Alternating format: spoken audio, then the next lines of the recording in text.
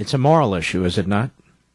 Ever-increasing federal spending, taking up more and more of the private sector, taking up more and more of the gross domestic product. I know what the left wants. The left hates America. Despite their protestations when I say that, the left hates America. That's why they seek to change it all the time. We have massive debt accumulation.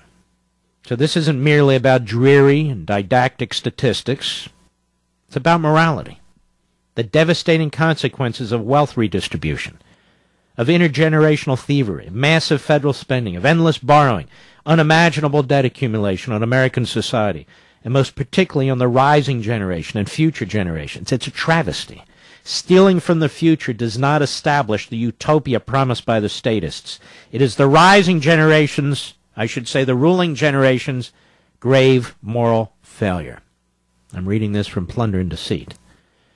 In his farewell address to the nation after serving 2 terms as president, George Washington urged his fellow citizens to, quote, avoid the accumulation of debt, not only by shunning occasions of expense, but by vigorous exertions to discharge the debts, not throwing upon posterity the burden which we ourselves ought to bear. In other words, why are you spending your children's future, your grandchildren and future generations?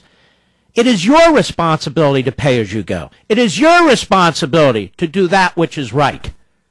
Why is it too much to ask these politicians? I will tell you why. Because they're said to be compassionate if they're big spenders.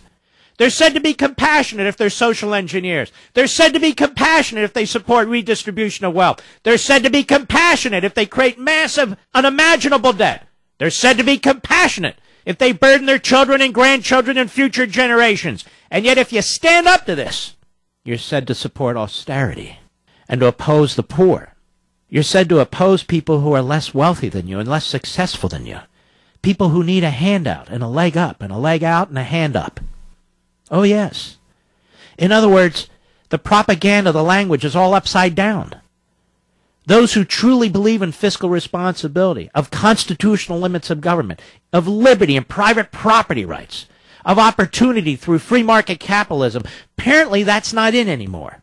Apparently that's not what the Republican Party stands for. And I don't care what they say at their conventions, and I don't care what they say when they campaign, and I don't care what they say on the Senate floor.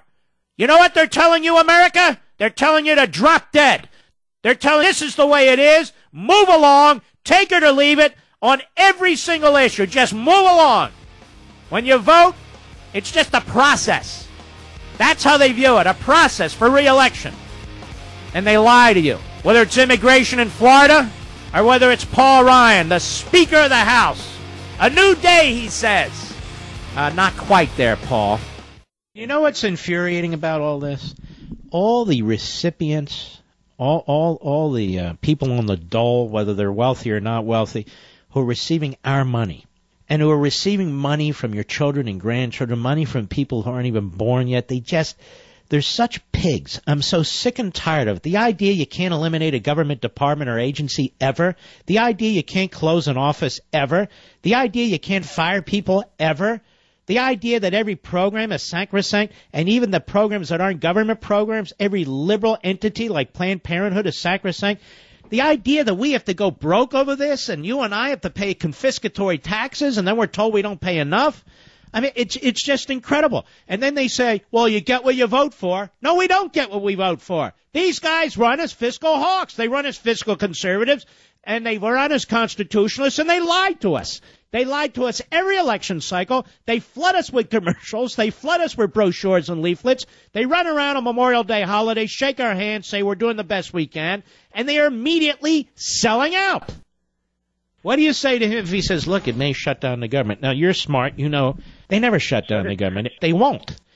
I've made this point before. If they would from time to time, good. Just leave the truly essential functions there. But they won't. They shut down 17% of it. You ever been in a situation where the business says, look, we're going to furlough you for a couple of weeks, and then you come back and they give you all your back pay? Has that ever happened to you? So in the private sector, look, I know a guy, and he works hard. He breaks his ass 7 days a week. He owns a sandwich shop, and it's a franchise. And he told me I barely eke it out every month. And he said, listening to these people, that people are furloughed and they come back and they're complaining for 2 or 3 weeks. They're not getting a paycheck. Then they come back and they get it all back. He said, nobody pays me if I can't sell a sandwich. And this is, for most of us, that's the way it works in the private sector. So when we hear we can't shut down the federal government, when the federal government's shutting down coal mines and fisheries and oil rigs, when the federal government is aiming and attacking the industrial heartland of this country, when the federal government, through the EPA and the Interior Department, through other policies and taxes and so forth, are telling us that they're going to drive up our energy costs and do this, that, I have really no compassion for a 2 or 3 week shutdown of the government. So what? And as I point out all the time, the government is shut down to the extent it's shut down every holiday. It's going to be shut down on Christmas. It's going to be shut down on New Year's. It's going to be shut down over the weekend. It is shut down, quote, unquote, all the time. So let's just call them all holidays. About the outcome, primarily because we got a compromise budget agreement that fought off a wide variety of ideological writers, but yet ensures the priorities that this administration has identified when it comes to investing in middle-class families and protecting the country. We succeeded. Yes, he did, the little rat fink. Yes, he did, because the brilliant Paul Ryan, the smartest speaker ever, a solid conservative, Mitt Romney assured us of this. The Bush people have too. You know, it's funny. I supported Ryan when he was named as the running mate for Romney. I considered him the more conservative. These men and women, they just continue to disappoint us.